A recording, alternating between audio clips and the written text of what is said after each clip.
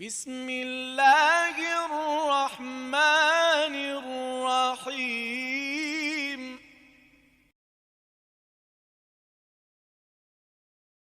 قل يا عبادي الذين أسرفوا على أنفسهم لا تقنطوا من رحمة الله. یہ ایک ایسے گناہ گار شخص کا واقعہ ہے کہ جس نے ایک لمحے کے لیے اپنے اندر شرمندگی محسوس کی اور اللہ تعالیٰ سے سچے دل سے توبہ کی تو اللہ تعالیٰ نے بھی اس کی توبہ کو قبول فرما لیا۔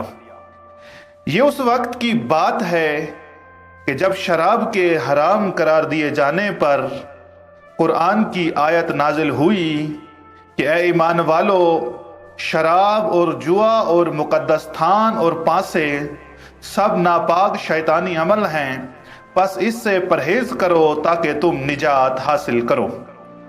اس آیت کے نازل ہونے کے بعد رسول اللہ صلی اللہ علیہ وآلہ وسلم کی طرف سے منادیوں کے ذریعے سے تمام لوگوں تک یہ حکم پہنچا دیا گیا کہ شراب حرام ہو گئی ہے۔ اس کے بعد ایک دن ایک مسلمان شخص ہاتھ میں شراب لیے کہیں سے گزر رہا تھا تو سامنے سے رسول اللہ صلی اللہ علیہ وآلہ وسلم کو آتے ہوئے دیکھا تو ڈر گیا اور شرم کے مارے پسینہ بہانے لگا کہ اگر رسول اللہ نے دیکھ لیا تو کیا ہوگا۔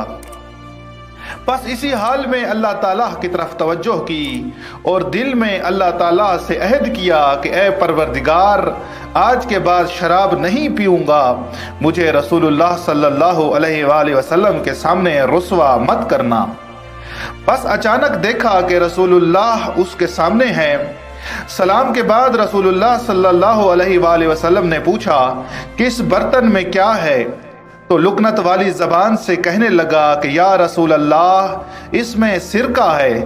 تو رسول اللہ صلی اللہ علیہ وآلہ وسلم نے اپنا دست مبارک آگے کیا اور فرمایا کہ میرے ہاتھوں پر ڈال۔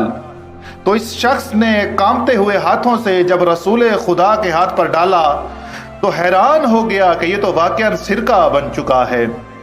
اسی وقت رونے لگا اور کہنے لگا یا رسول اللہ، خدا کی قسم اس میں سرکہ نہ تھا بلکہ شراب تھی، لیکن آپ کو دیکھ کر توبہ کی کہ اے اللہ، مجھے رسول اللہ کے سامنے رسوا نہ کرنا۔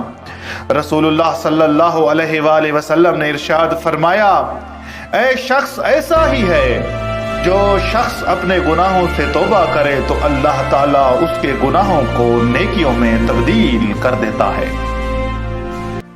بس ہمیں بھی چاہیے کہ اللہ تعالیٰ کی بارگاہ میں توبہ کریں کہ اس سے پہلے زندگی کی مہلت تمام ہو جائے۔